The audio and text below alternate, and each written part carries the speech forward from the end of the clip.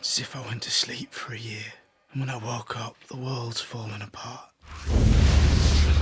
There is tremendous clamor for revenge, especially in the wake of the Red Wedding. Catelyn Stark's death, Richard Madden and Una Chaplin, that moment, I knew it was coming, and it ripped me up inside. I cried. I actually shed a tear that. Yeah, I shed a tear. All the performances were extraordinary, and it was very emotional to do. It's sort of, where do you go from there? Some of the most shocking and mind-blowing scenes of the entire series come at the end of this coming season. Some very bloody confrontations. I know how important the Red Wedding is to so many fans of the show and the books, but we pick up the pieces and top it in many ways. This is definitely the most dangerous season for Tyrion. It seems like almost every episode he's in jeopardy of getting his head removed from his shoulders. Tyrion has never been faced with this much public humiliation because he usually has an answer for it. I've talked myself out of 1,000 dark corners, Podrick. I don't think I'm talking my way out of this one. He's usually center stage, and he usually is better at it than the people around him. This time around, he's left as an audience member. I'm guilty of being a dwarf. There's no boundary with her and Tyrion of inflicting emotional damage. She's quite happy to do it. You've always pitied him. Our poor little brother. He'd kill us all if he could. Tyrion and Jaime definitely have a love that Tyrion doesn't have with the other members of his family. And he helped Tyrion a great deal this season. Careful. I'm the last friend you've got. My favourite character is Bronn, Jerome Flynn. I really like Cersei because she's just a fantastic character, and even though everyone hates her, you kind of love to hate her. Jaime Lannister. He's complex. The thing that Nikolai has is this incredible charisma. He was born to play that part. Oberyn Martell is the one wild card. I would describe Oberyn as a deeply passionate person. I think that he's very, very dangerous, but he's also good. I think Oberyn's feelings for the Lannisters go beyond disdain and then to hatred. Why did you come to King's Landing, Prince Oberyn? I was invited to the royal wedding. The Lannisters aren't the only ones who pay their debts.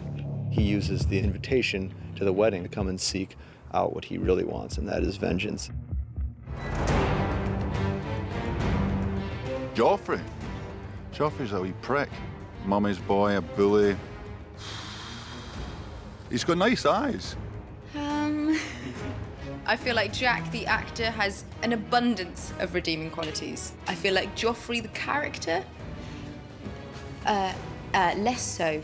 He's kind of always sits like squiffy on his chair. He's like always picking it at the handle, and he's like, I am the king! Joffrey, I mean, clearly the last person on Earth you would want to have any kind of power. I broke Stannis on the Blackwater. Pity you weren't there to help, Uncle. My apologies, Your Grace. I was rather busy. Busy getting captured. It's the best fun to play such a hateful or hate-inspiring character. Just to get the reaction out of someone is it's very satisfying. It's nice to, make people hate you. A royal wedding is history. The time has come for us all to contemplate our history. In terms of the challenge of the wedding, it's the entirety of it. It's the totality of a massive scene which takes up about half the episode. It was like shooting a short film in itself, actually. I was shocked by the sheer scale. I really have never seen anything like that in Game of Thrones before. I would find it very hard that I would have a wedding ceremony replicated like that again in my career. It was majestic, it was shimmering, and it just looked pristine. I think that's what Joffrey likes. He likes something ostentatious and grand. The great thing about this show is they like to put you into atmospheres and into environments that conjure up certain feelings inside of you when you're playing the scenes out. Your imagination is kind of fueled, it's all there. My throne room is a mini tropical version of a Westeros throne room. That set is unbelievable. I walked in and was like open-mouthed for a good 10 minutes. Very intimidating. And Amelia's lovely, but you kind of look up at them and it's kind of frightening. She's exploring what kind of a leader she could be. How can I rule 7 kingdoms if I can't control a single city? The cities that Dany has previously liberated are beginning to revolt because it's all well and good going in and cutting the tie and seemingly breaking people free, but if you don't leave them with any kind of a structure or any kind of a commander who shares the same morals and views as the person who liberated them, then it's a free-for-all. They can live in my new world or they can die in their old one. When the dragons were first born, they were adorable little babies and completely devoted to their mother, and they couldn't even eat without her. With each season they grow, and with each season they become a little bit more dangerous. And now they're at the point where they're not babies anymore. They are outgrowing the restrictions that she's placing on them. She's always feared it. I mean, for goodness sake, they're dragons. They've killed her enemies. What's going to stop them from killing anyone? Because they're dragons in a non-dragon world. They're dragons, Khaleesi. They can never be tamed. I think it's kind of a symbol of her losing control of herself and losing control of what she's doing. The thing that I got most excited about is Jon is not the same man from season to season. There's too much that's happened to him, too much that's gone on and that he's had to learn from. We find him in season 4. He's in a very bad place as far as how he feels he treated Ygritte and his honour because of that. Not only breaking his vows to the Night's Watch, but breaking his vows to her. He's in a lose-lose position, really. But he has to make good. You've done nothing wrong. I've done plenty wrong. He's reunited with Sam, which is a good thing, but their relationship's changed. Sam and Jon's relationship this year is as even and equal as it's ever been. There's more confrontation between them this season. Your wildling girl. She's one of the raiders. She's not my girl. Ah, but she was, wasn't she? It's a very different relationship we find themselves in, but still a loving one, still a caring one. And I think without Sam, Jon would crumble. Oh, that's an easy one. It involves prosthetics. No, it's a big man. Go back and find your clothes, Hodor. One of the most terrifying things I've ever had to do was the opening shot of season 3. They wanted to get this feeling of something being behind Sam and something in pursuit of Sam. So they decided the only way to achieve that effect was to chase me on a quad bike through the snow. And they had a guy running alongside saying, the only reason I'm here is if you fall over, I'll get the quad bike to stop. I went, thanks very much. I don't know what they're paying you, but it's not enough. Sometimes greeting CGI wolves is a strange experience. It's this big green sausage dummy shoved in your face and you have to treat it as if it's your lifelong pet and love it to bits. It's very odd. The most weird thing I've had to do this season is to bite off a man's ear and spit it in his face. First time I walked into the Castle Black set, I thought, oh my God, because until you step into it physically, when it comes out of your head and into the real world, it sends chills down your spine, really. Chopping off Theon Greyjoy's companion was probably quite OMG. When I read that, I was like, whoa, really?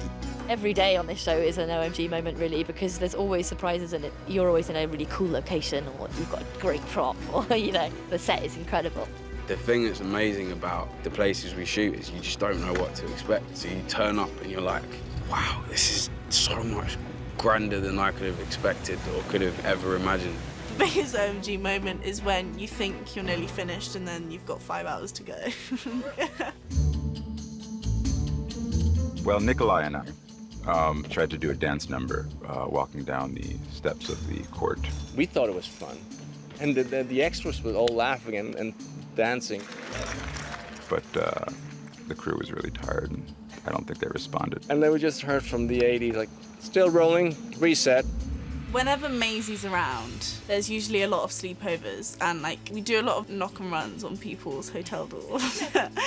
You know, you'd see Dame Diana Rigg playing backgammon with Daniel Portman, and see Lena giving a massage to someone, and everyone's just chatting and joking around, and that's a really nice moment. Everyone else gets the badass quotes. I think the best quotes are Bron's quotes. Any line he has is witty and intelligent and hilarious. You don't fight with honor. He says, no. He did. Okay, well, there was that scene where he said, Hodor. Hodor? Hodor. Hodor. That was definitely a badass one. I think it would be when Ygritte's head is on that rock. Strike hard and true, Jon Snow. I'll come back and haunt you.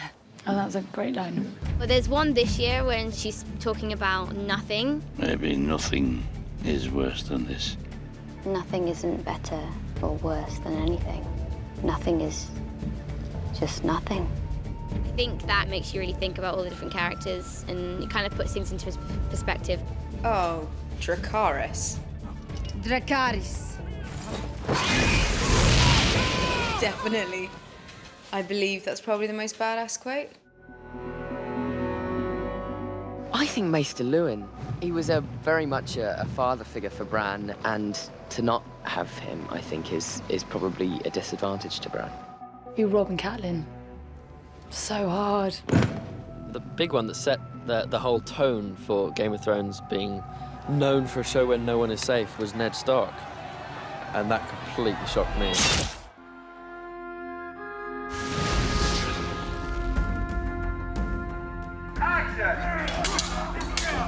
I think as in previous seasons, there's a build. I think what makes this season different is that things really get going much more quickly. It's more thrilling throughout than season 3 was.